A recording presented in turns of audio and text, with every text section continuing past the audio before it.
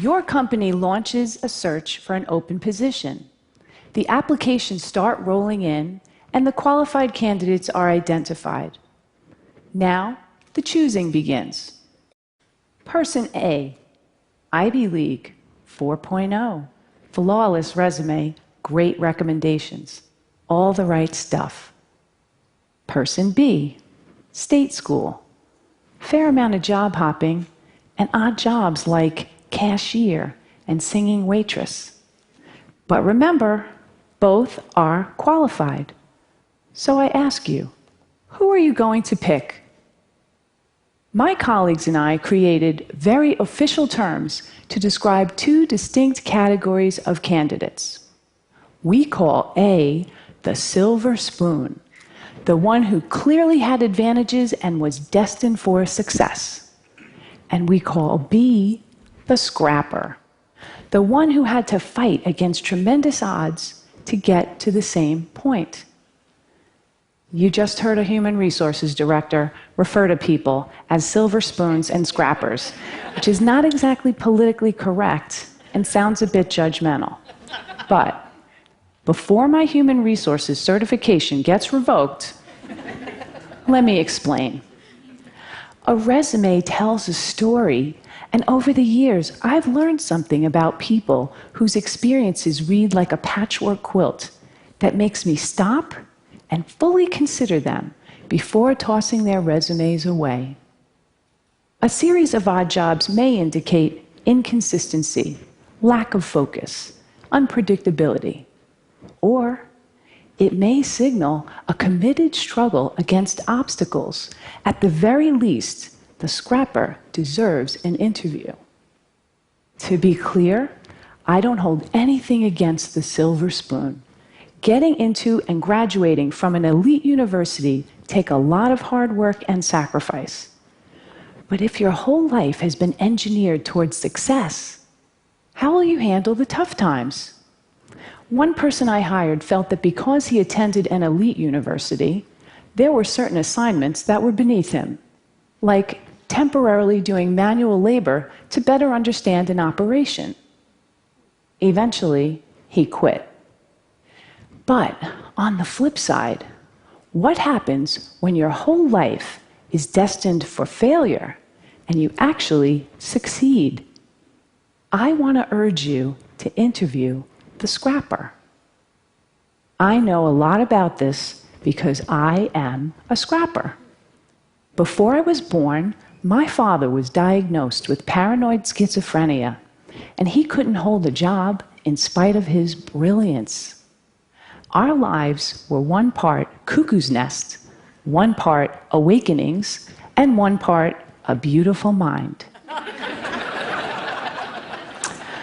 I'm the fourth of 5 children raised by a single mother in a rough neighborhood in Brooklyn, New York. We never owned a home, a car, a washing machine, and for most of my childhood, we didn't even have a telephone. So I was highly motivated to understand the relationship between business success and scrappers because my life could easily have turned out very differently.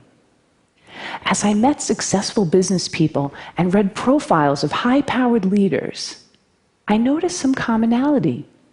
Many of them had experienced early hardships, anywhere from poverty, abandonment, death of a parent while young, to learning disabilities, alcoholism, and violence.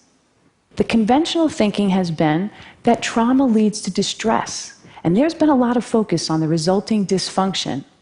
But during studies of dysfunction, data revealed an unexpected insight that even the worst circumstances can result in growth and transformation. A remarkable and counterintuitive phenomenon has been discovered, which scientists call post-traumatic growth.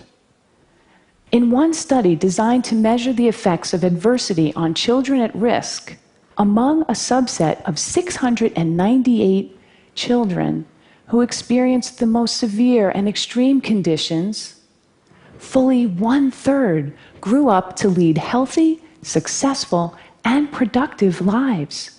In spite of everything and against tremendous odds, They succeeded. 1/3. Take this resume. This guy's parents give him up for adoption. He never finishes college. He job hops quite a bit, goes on a sojourn to India for a year, and to top it off, he has dyslexia. Would you hire this guy? His name is Steve Jobs. In a study of the world's most highly successful entrepreneurs, it turns out a disproportionate number have dyslexia. In the US, 35% of the entrepreneurs studied had dyslexia.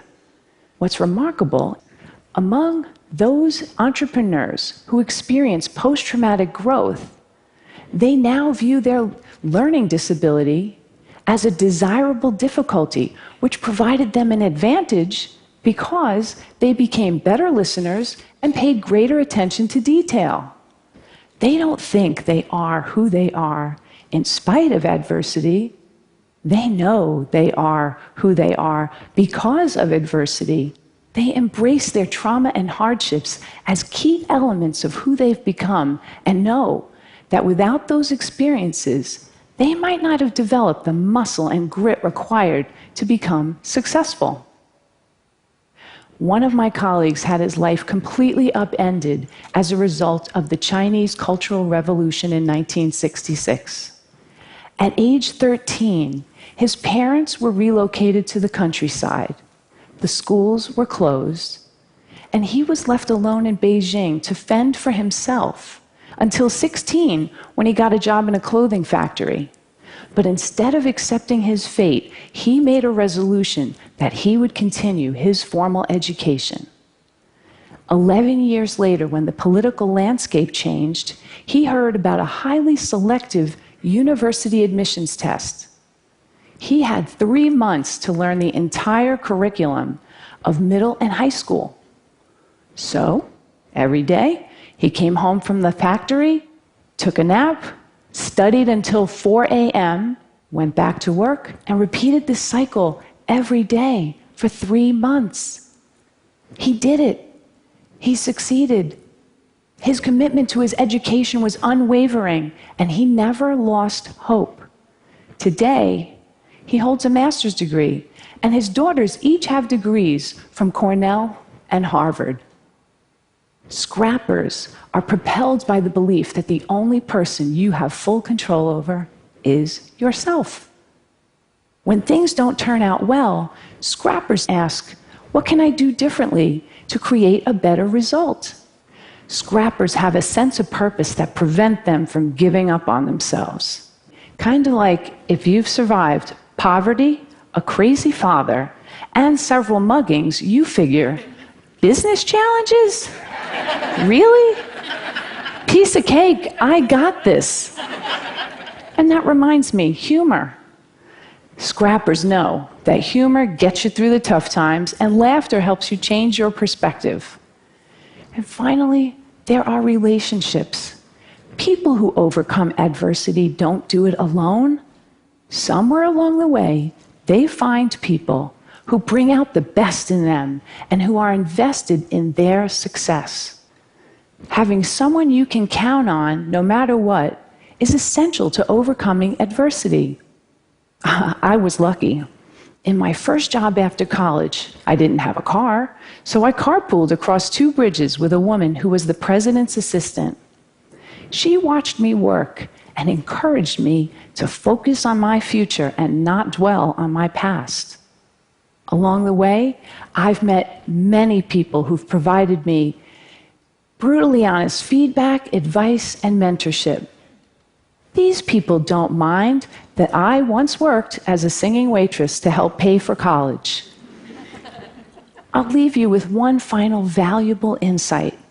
Companies that are committed to diversity and inclusive practices tend to support scrappers and outperform their peers.